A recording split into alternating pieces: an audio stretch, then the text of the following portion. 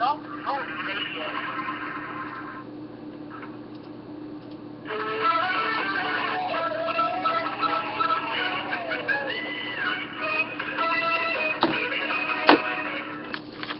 Hey there, Detroit sports fanatics, and welcome to another edition of my Detroit Sports Show right here on Blog Talk Radio, live from the northern outskirts of McBain, Michigan, with yours truly, your host, Taylor Phillips.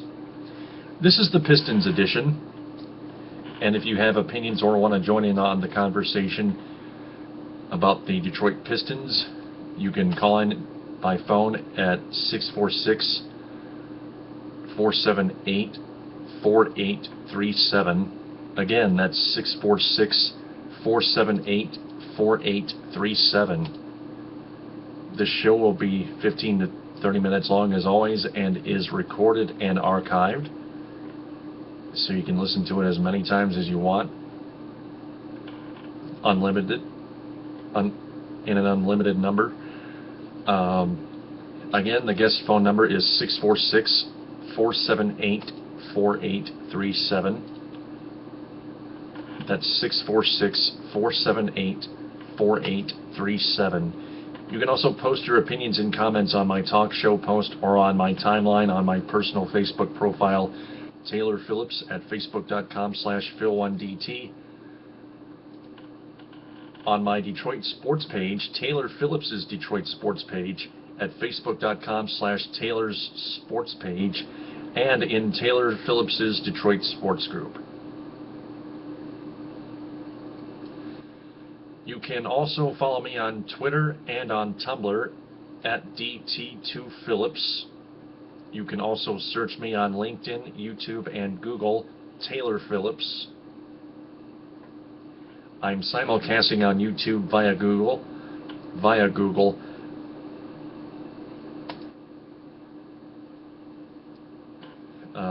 There's also a chat window on blogtalkradio.com for you to comment your opinions.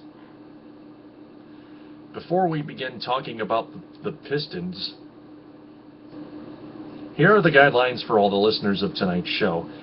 Number one, if you have called in as a guest, stay on the line so I can get to you for a talk.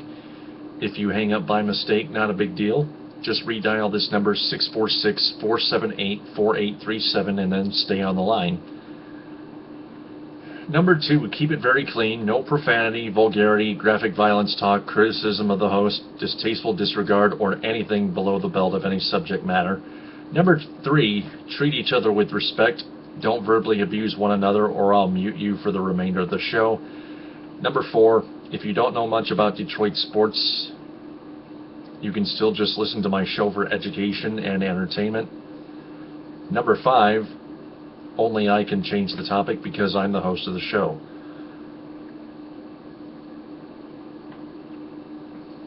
So the Pistons played three games this past week.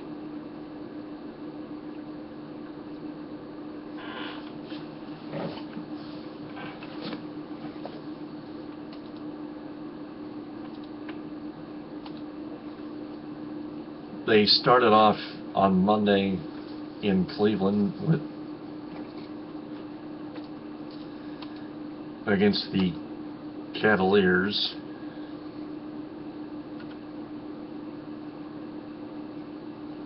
And the Pistons just started rolling and kept rolling. They outscored them in the first three quarters, and the fourth quarter was a lot more even. The Pistons dominated well enough to finish off the Cavaliers 115-92. They outscored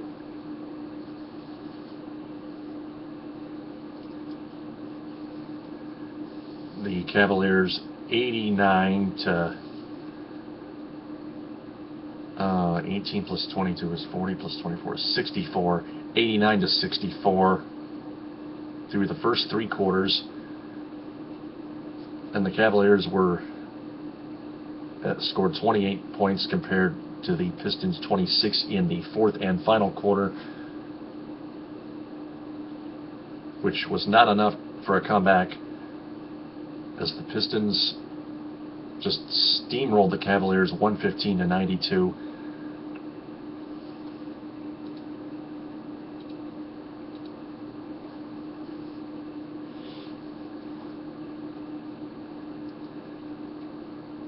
That was their 6th win in their last 7 road games, through their small forward Josh Smith scored a game-high 25 points, and point guard Brandon Jennings had a double-double of 21 points and 13 assists.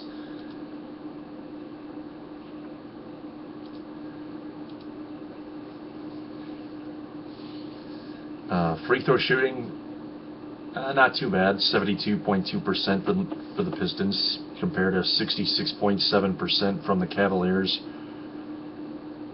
Pistons shot 47.9% from the field, 41.7% from the three-point area.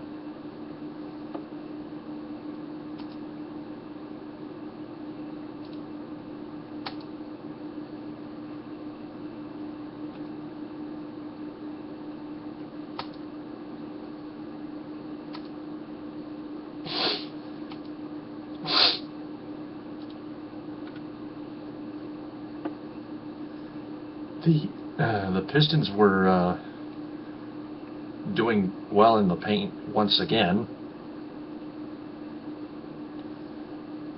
Josh Smith quoted, "Playing in the paint, that's the strength in our game, so I'm making a conscious effort to work there and not settle for jump shots. I'm used to being a little selfish, but I can be a distributor when other guys get hot."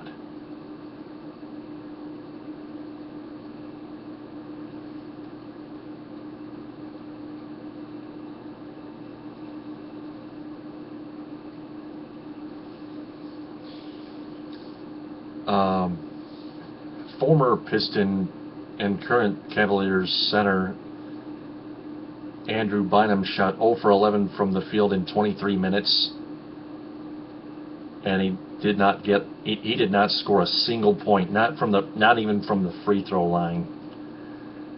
But some of that could be in large part by the Pistons defense.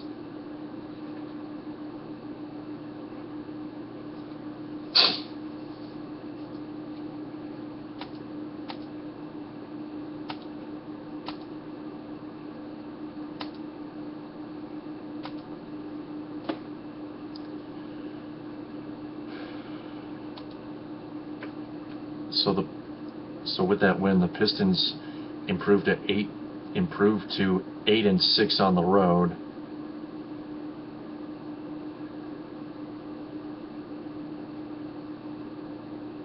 And that win was their most lopsided win of the season. Luigi Gigi Datome scored a career-high 13 points. He's been coming on. I like how young guys like Datome are contributing right now.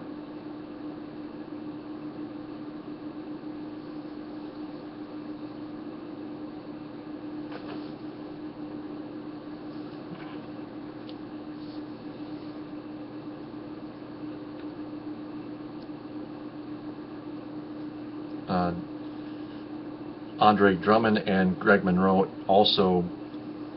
Andre Drummond also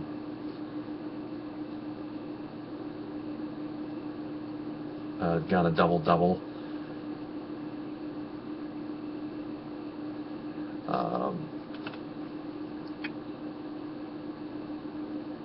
The Pistons' biggest lead was 28 points. I'm trying to find out how many points Andre Drummond scored in that Monday Cavaliers win, in the Pistons win over the Cavaliers last Monday.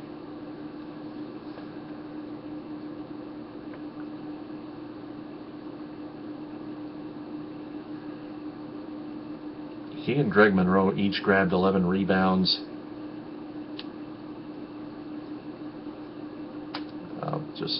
I'll just click on the box score. Why waste time anyway, right? Andre Drummond collected 14 points and 11 rebounds.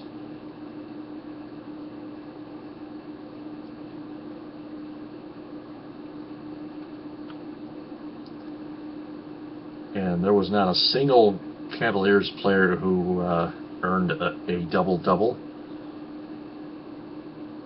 But that's in large part because of the Pistons. Offensively and defensively. In terms of out-rebounding the other team. And that was just a good game for the Pistons. From there, they were on the Christmas break before heading down south to Orlando, taking on the Magic, who simply dominated.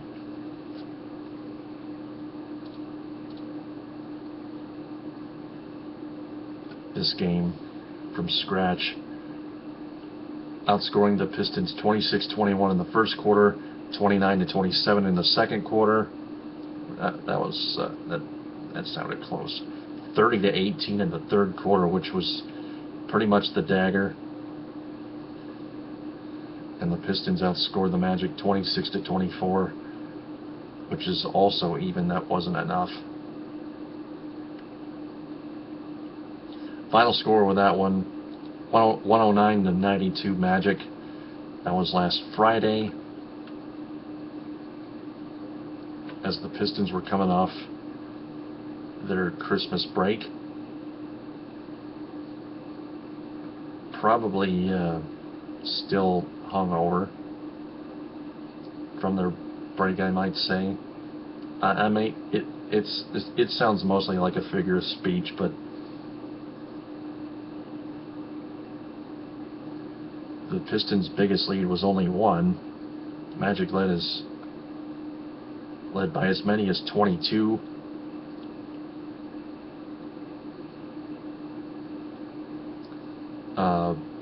Pistons shot only 27.8% from the three-point area and only 50% flat from the charity stripe. They shot 41.1% altogether, compared to the Magic's 52.9% from everywhere on the hardwood floor. Magic outscored the Pistons in the paint 58-48. Josh Smith shot only 2 for 13. Bright side of it, Brandon Jennings had led the team with 21 points and 8 assists.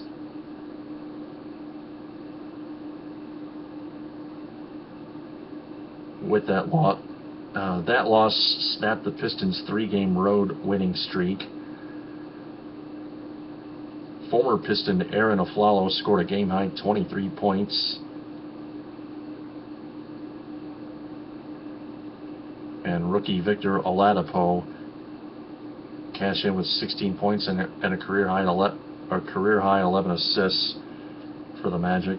That was probably his first double-double. He's a rookie, so.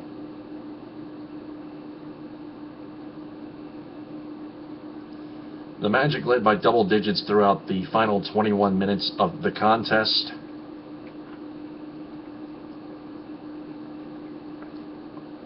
Aflalo shot 9 for 11,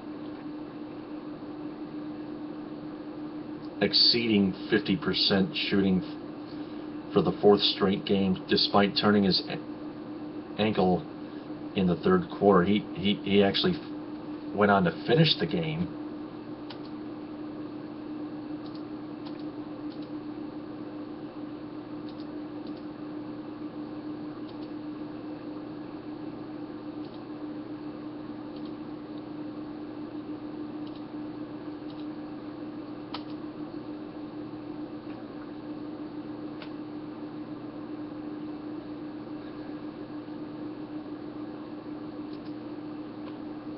So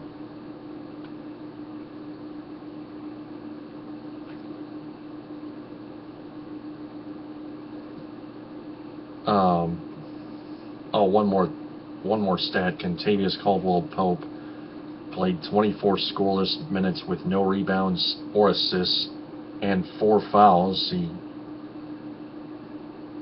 He needs to step back up.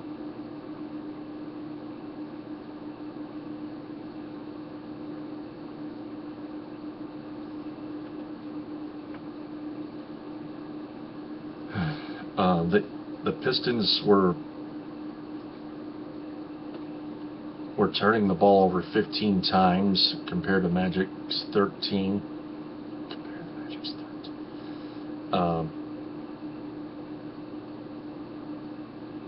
The Pistons out-rebounded the Magic 19-12 offensively. That's one strength.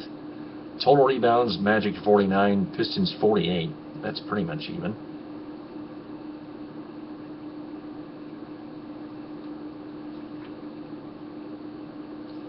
So from there, the Pistons went on to our nation's capital to take on the Washington Wizards inside Verizon Center.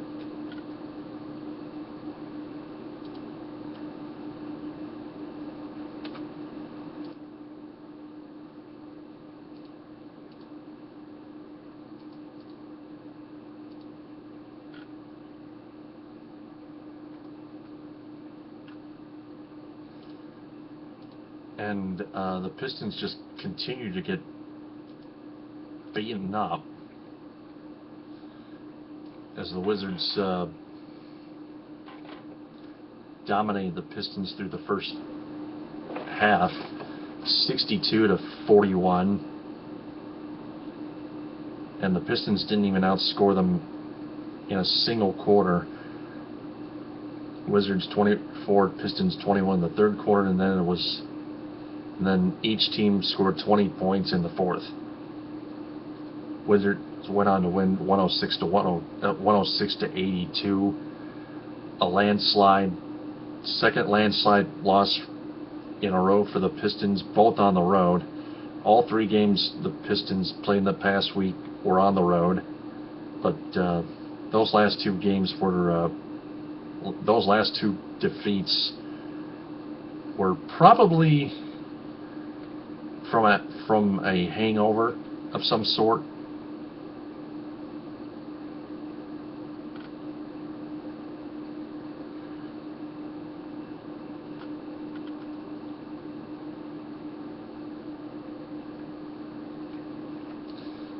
With the win, the Wizards snapped a 7-game losing streak to the Pistons. The other previous time the Wizards beat the Pistons was on February 12, 2012 at the Palace, where the Pistons have been struggling a lot more as of late, blowing leads and just running out of gas and not staying focused for some reason. I don't know where that's coming from. I simply don't know where that's coming from. They're probably getting too comfortable on their own home court. That's the real bottom line. Everybody should get this down pat. John Wall scored 18 of his 20 points in the first half. In the entire lopsided first half, that is. And finished with 11 assists. That's a double-double.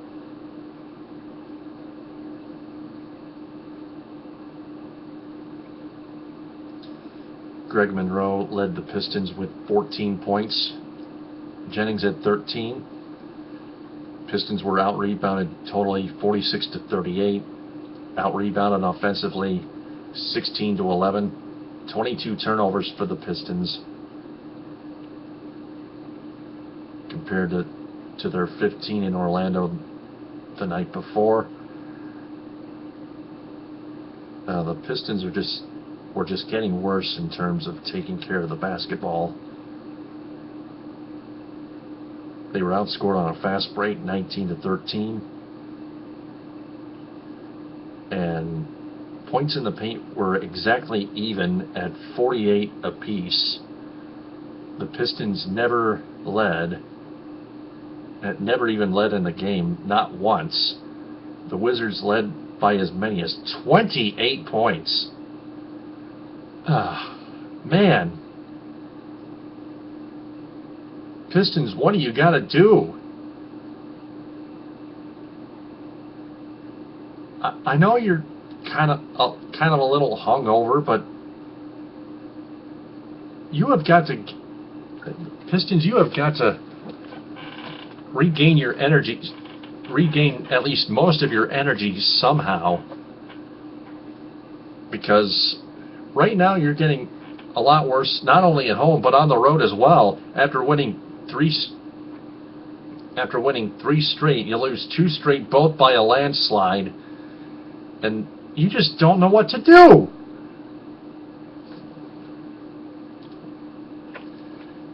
Less than 9 minutes left on the show. I'm Taylor Phillips. This is Taylor's Detroit Sports Show, the Pistons edition.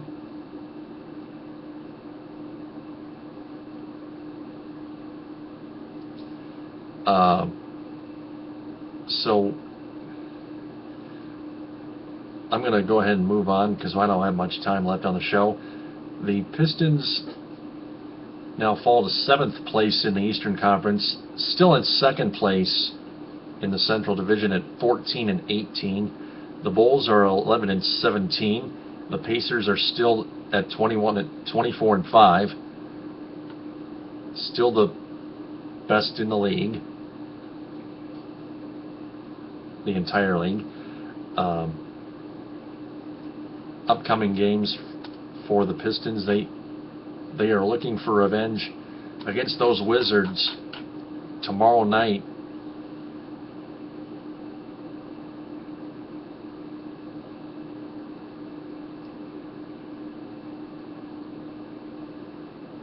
And then they have off completely until Sunday at 1 against the Memphis Grizzlies. The Wizards game at the Palace is on Fox Sports Detroit Plus at 7:30, and the Memphis Grizzlies game is also at the Palace. It's a matinee game at 1 o'clock. That is on Fox Sports Detroit.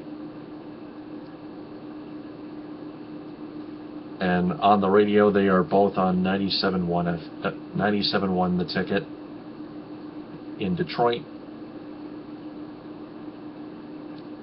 Those are the upcoming games, just 2 of them.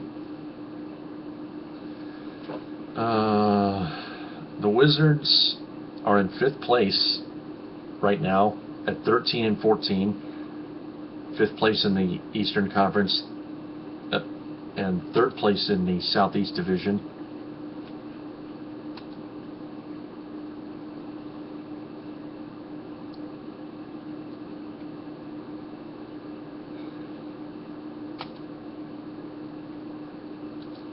And for the Memphis Grizzlies, they're 13-16. Not in last place in the Western Conference, but in last place in the Southwest Division. Just a half game back behind the New Orleans Pelicans, who are at 13-15. The Southwest Division in the Western Conference in the NBA, the Southwest Division is really good. It's not that bad. It's not bad at all. I can hardly imagine a last place team playing with a 13-6 with an almost 500 record. At an almost 500 record, a near 500 record, such as 13-16, which is not all that horrible. It's still a losing record, but as it normally should be, but especially if you're in last place. But it's also Good. There are some bright sides the Grizzlies have, including Tayshaun Prince and Austin Day. I think he's still on the team. But anyway, that's enough Pistons talk. I'm going to go ahead and change the topic to something else. Earlier this morning, earlier today, some huge news broke out about the Detroit Lions organization. All their coaches, including the head coach Jim Schwartz, and the front office, including General Manager Martin Mayhew and President Tom Lewin,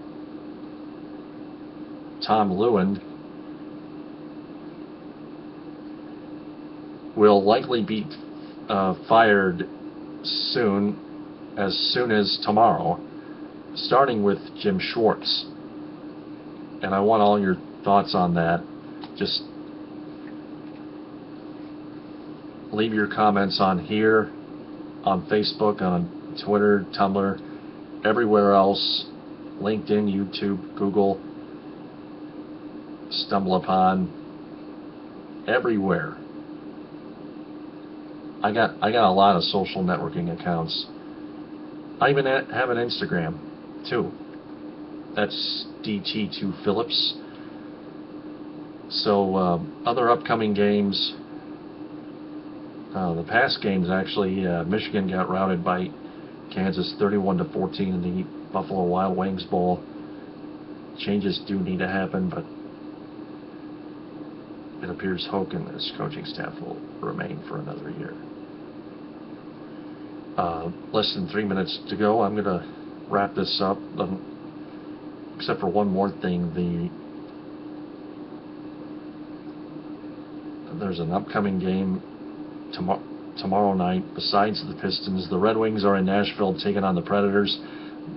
That puck drops at 8 o'clock on Fox Sports Detroit, whereas you can catch the Pistons on Fox Sports Detroit Plus at 7:30 when they take on the Washington Wizards at the Palace in the second half of the home and home set. So that's going to wrap it up for this Pistons edition of Taylor's Detroit Sports Show. I'll be back not until Saturday at 11 when I host the Red Wings edition. Until then, this is Taylor Phillips signing off, saying TTFN, ta-ta for now.